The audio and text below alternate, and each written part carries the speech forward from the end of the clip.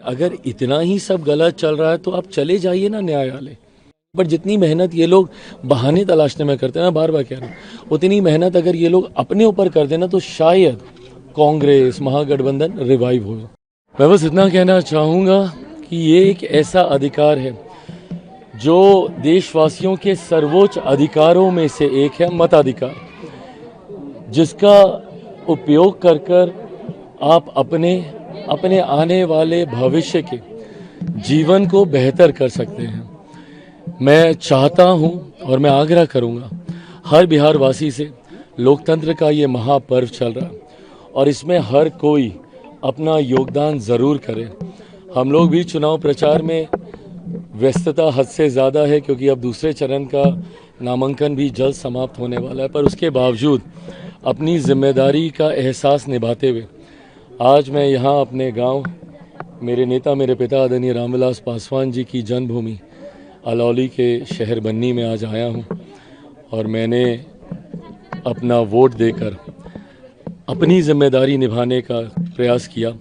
मैं चाहूँगा कि हर बिहारवासी ऐसे ही अपनी जिम्मेदारी को निभाते हुए अपनी सोच वाली सरकार को बनाने का कार्य करें। देखिए, ये हर बार का है, ये आरोप प्रत्यारोप कोई नए नहीं है।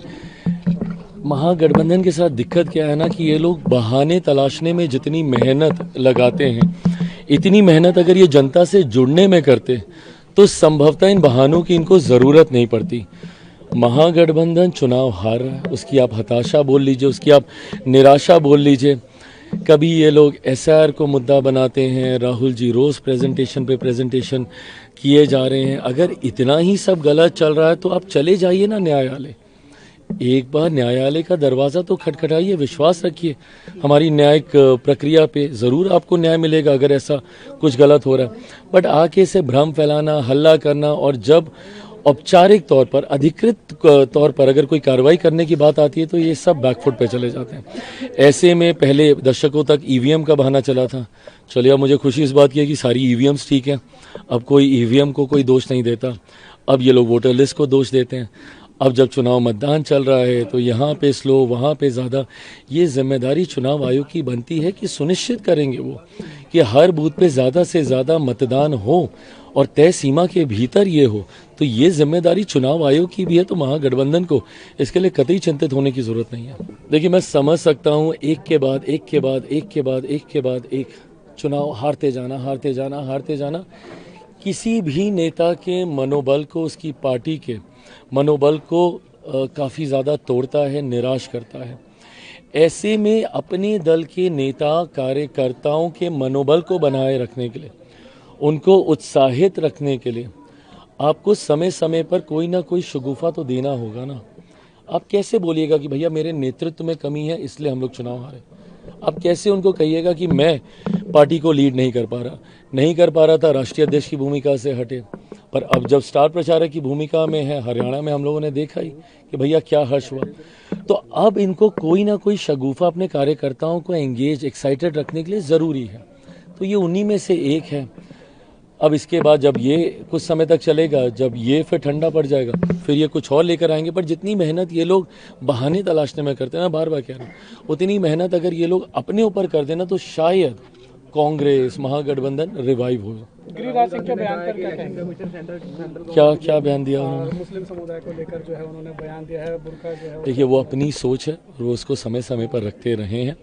मैं ये मानता हूँ कि हर धर्म की भावना का सम्मान करते हुए कोई गलत चीज़ भी नहीं होनी चाहिए, इस बात को भी हम लोग को सुनिश्चित करना है। धर्म की आड़ में कोई असामाजिक तत्व व्यवस्था का नाजायज़ फ़ायदा ना उठाए, ये जिम्मेदारी भी हम लोग को निभानी है। पर किसी की आस्था धर्म को ठेस ना पहुँचे, ये जिम्मेदारी भी हम लोग को निभानी है। और मुझे लगता है ये भूमिका लंबे समय से चुनाव आयोग बहुत बखूबी, बहुत खूबसूरत तरीके से निभा रहा है। तो ऐसे में मुझे लगता है समय समय पर चुनाव आयोग को जब जो ज़रूरत पड़ेगी, देखिए हम लोग राजनीतिक दल हैं, हम लोग अपनी सुझाव ही दे सकते हैं। अंतोगत्वा किस प्रक्रिया को अपनाना है, नहीं अपनाना है, एक स्वतंत्र संवैधानिक संस्था होने के नाते ये पूर्णतः अधिकार क्षेत्र चुनाव आयोग का ही है। सर, वो राहुल गांधी कह रहे हैं कि वो इलेक्शन कमीशन सेंट्रल गवर्नमेंट की जेब में है। ये जितने भी संवैधानिक संस्थाएं हैं इनके ऊपर आरोप लगाने की परंपरा एक चलन सा शुरू हो गया। पर मैं याद दिलाना चाहूँगा कांग्रेस को कि जब सबसे पहली बार सबसे गंभीर तरीके से जब आरोप लगा था, जो राजनीतिक आरोप प्रत्यारोप नहीं थे, उस संस्था से जुड़े हुए व्यक्ति ने ही ये आरोप लगाए थे और उस वक्त उन्होंने कहा था कि सीबीआई तोता है, और ये कांग्रेस के शासनकाल में हुआ था और उस संस्था से जुड़े हुए व्यक्ति ने ही ये आरोप लगाए थे।